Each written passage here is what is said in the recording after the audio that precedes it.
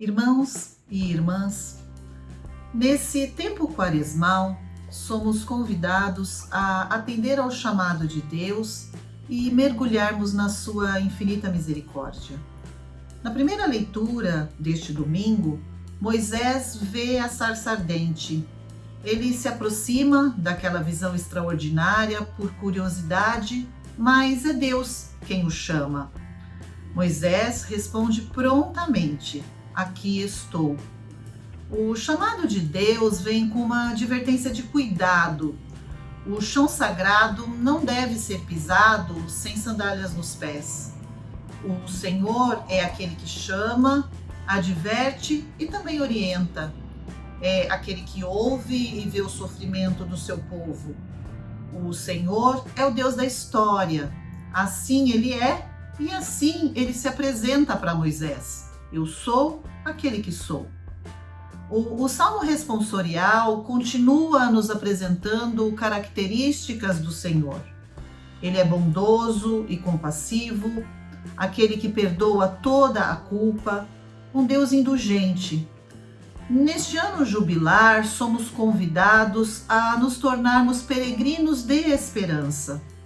O Papa Francisco nos lembra que o dom da indulgência nos permite descobrir como é ilimitada a misericórdia de Deus. Quando escutamos o chamado de Deus em nossas vidas, precisamos estar cientes de que nem sempre Ele nos coloca para navegar em águas tranquilas. A certeza que devemos sempre ter é que Ele sempre irá nos acompanhar. Quando cairmos, Ele nos sustentará e nas nossas fraquezas nos acolherá com misericórdia. Em sua carta para a comunidade de Corinto, assim como Deus fez com Moisés, Paulo também relembra os principais acontecimentos do Êxodo e pede para que não ignorem tudo o que os seus antepassados viveram. No entanto, essa comunidade agora tem a Cristo, aquele que sempre foi e deve continuar sendo como um rochedo espiritual.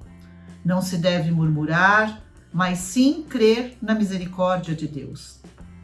Convertei-vos, nos diz o Senhor, porque o reino dos céus está perto. Deixemos-nos questionar: qual é o tamanho do pecado de cada um de nós?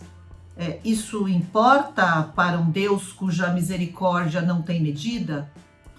O Evangelho de hoje nos chama à conversão. Os galileus eram um povo muito simples e suas práticas religiosas também eram simples. Ou seja, eles não estudavam a lei de Moisés com a mesma profundidade que os judeus da Judéia.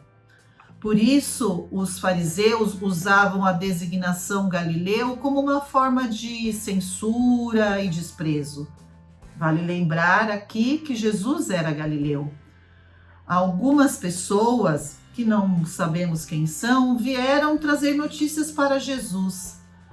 É possível perceber nessa conversa um tom de crítica aos galileus. Na resposta de Jesus, ele não defende os galileus, nem defende os pecados, mas parece chamar a consciência de que não nos cabe julgar, mas sim buscar a verdadeira conversão. Pois, se não nos convertermos, ele nos diz, morreremos todos da mesma forma.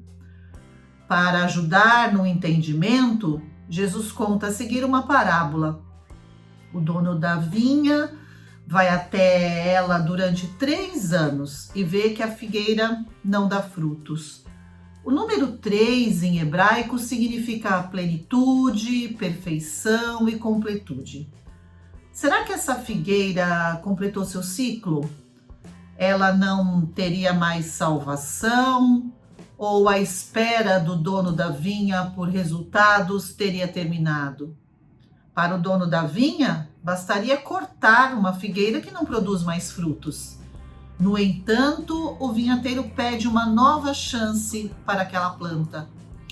Vale refletir que o vinhateiro está ciente de que deverá cavar em volta e adubar para que talvez ela volte a dar frutos. É necessário cuidar, regar, adubar e dar uma nova chance. Assim nos ensina o Evangelho.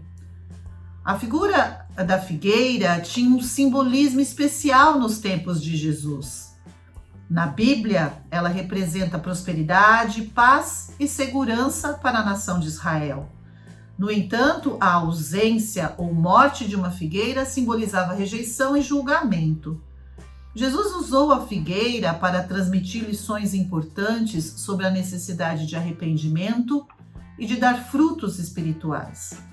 No Evangelho de Marcos, na parábola da figueira seca, Jesus entra em Jerusalém aclamado por uma multidão. O povo parecia pronto para aceitar Jesus e mudar de vida, mas menos de uma semana depois, eles queriam a sua morte. Eles eram como uma figueira amaldiçoada, pareciam prontos, mas não deram frutos. Sua aparência era enganosa. No Evangelho de hoje, a misericórdia de Deus é retratada na atitude de perseverança do vinhateiro. Apesar de sermos falhos e por vezes infrutíferos, o Senhor nos concede cuidado e amor para que mais uma vez tenhamos a chance de produzir frutos. Como nos pede o Papa Francisco, caminhemos sempre juntos na esperança, a esperança que não engana. Que Maria Santíssima, Mãe da Esperança, interceda por nós e nos acompanhe neste caminho quaresmal. Um ótimo domingo para todos nós.